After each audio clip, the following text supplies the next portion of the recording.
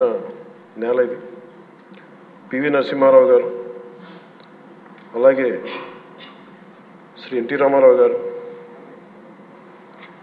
వీరందరి పరంపరలో ఎప్పుడు ఆంధ్రప్రదేశ్ ముందుకెళ్తూనే ఉంది.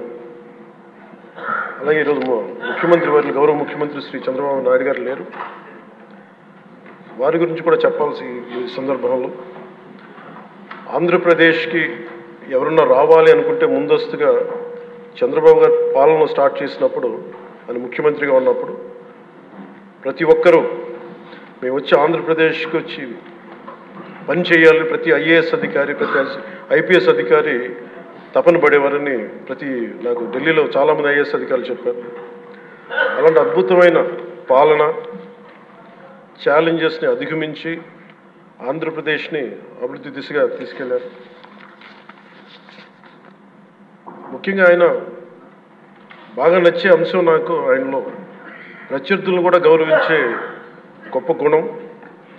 మొన్న ఈ మధ్యన మాకు చెప్తూ కూడా రాజశేఖర రెడ్డి గారి గురించి చెప్తూ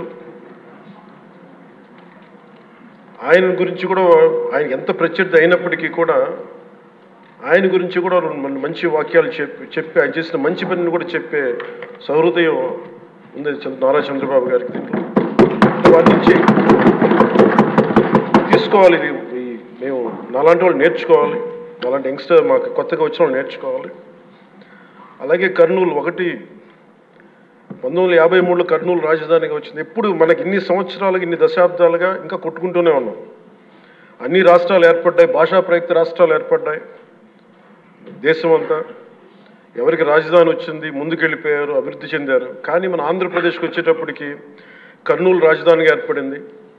కాదని చెప్పి మళ్ళీ తెలంగాణలో కలిపారు.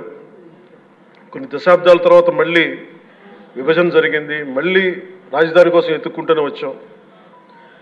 కింద మీద పడి 14 నుంచి 19 చాలా కష్టంతో ఒక రాజధానిని అత్యంత ఖర్చుతోటి నిర్మించే దశలో ఉండగా, పరిస్థితులు అనుకూలించగా గత ప్రభుత్వం వచ్చింది.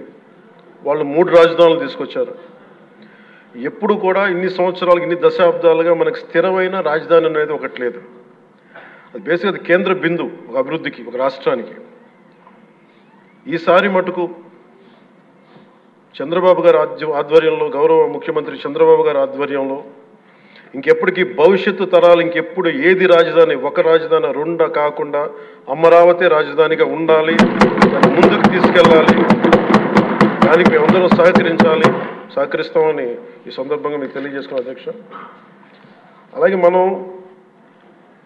వారసత్వంగా వచ్చింది, మనం పొట్టి శ్రీరాములు గారి దగ్గర నుంచి, పింగళి వెంకయ్య గారి దగ్గర నుంచి మువ్వెన్నెల జెండా, భాషా ప్రయుక్త రాష్ట్రాలు వస్తే చెడు కూడా అట్లాగే మనం వచ్చింది అధ్యక్ష. మనకి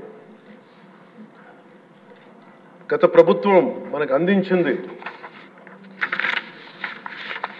కీలకమైన పోలవరాన్ని పూర్తి చేయకపోవటం, సకాలంలో పోలీసులకు కానీ మిగతా ఉద్యోగులకు కానీ జీతభత్యాలు ఇవ్వలేకపోవటం, అన్ని డిపార్ట్మెంట్స్లో నిధులు మళ్లింపు, కనీస రోడ్లు కానీ బ్రిడ్జెస్ కానీ మౌలిక సదుపాయాలు లేకుండా చేయటం, రివర్స్ టెండరింగ్ అని కానీ, వ్యవస్థలను నిర్వీర్యం చేయటం, సహజ వనరుల దోపిడీ, ఎర్రచందనం దోపిడీ, ఋషికొండ ఇలాంటి వైజాగ్లో ఎర్రమట్టి దిబ్బల్ని అడ్డగోలుగా నాశనం చేసేయటం, మద్యం ద్వారా కూర్చోబెట్టి అరాచకాలు చేయటం, పెట్టుబడులు వద్దామని ఎవరైనా వస్తుంటే వాళ్ళు భయపెట్టేసి రివర్స్ టెండరింగ్ అని చెప్పి వారిని పారిపోయేలా చేయటం, పారిశ్రామికవేత్తలని. ఇది మనం తద్వారా మనకి వాళ్ళ ద్వారా కూడా వచ్చిన వారసత్వం అధ్యక్ష.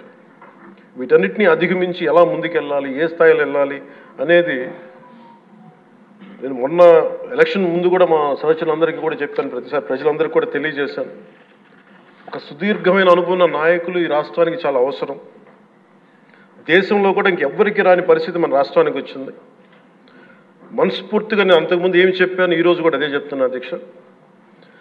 4 దశాబ్దాల సుదీర్ఘ అనుభవం ఉన్న శ్రీ గౌరవ ముఖ్యమంత్రి శ్రీ నారా చంద్రబాబు నాయుడు గారి అధ్యక్షతన, ఆయన లీడర్షిప్ కింద మేమందరం నాలాంటి వాడుగా నేర్చుకొని కింద పని చేయడానికి, రాష్ట్రాన్ని అభివృద్ధి వైపు పయనం చేసేలా ముందుకెళ్ళడానికి సంసిద్ధంగా ఉన్నాం.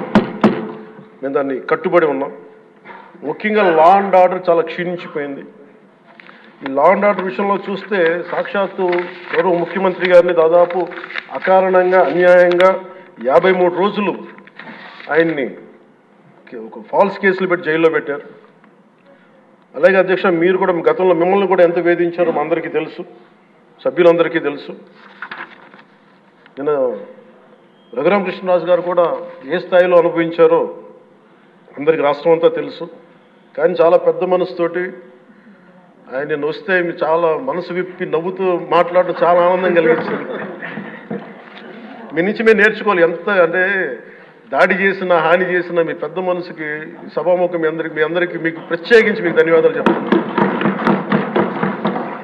మీ అందరి నుంచి మీ నుంచి స్ఫూర్తి తీసుకుంటాం. మీ నుంచి అంటే తిట్లు తిన్నా కానీ దెబ్బ తిన్నా కానీ ఎంత సహృదయతో ఉండాలనేది మీరు చూపించారు.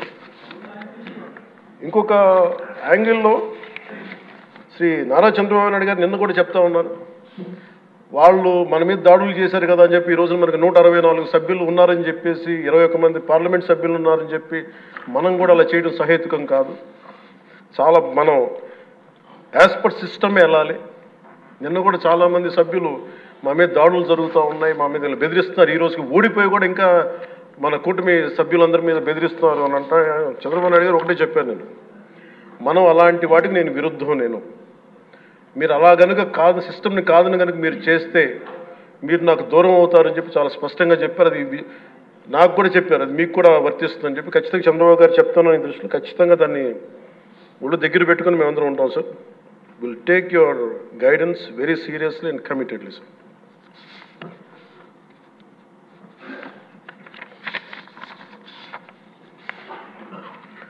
అలాగే కేంద్ర నాయకత్వం నిన్న ఈరోజు ఇందాక న్యూస్లో చూసిన అధ్యక్ష, 15,000 కోట్ల రూపాయలు మన ఏ అమరావతి లేకుండా ఈరోజు వరకు ఇబ్బంది పడతాం, అలాంటి అమరావతికి కేంద్ర మంత్రి మన నాయకులు గౌరవ ప్రధానమంత్రి శ్రీ నరేంద్ర మోదీ గారు బడ్జెట్లో ఈ రోజున 15,000 కోట్ల రూపాయలు అమరావతి కోసం రిలీజ్ చేసినందుకు సహృదయంతో మనస్ఫూర్తిగా కూటమి తరపున మా అందరి తరపున కూడా వారికి ధన్యవాదాలు తెలియజేస్తున్నాం అధ్యక్ష.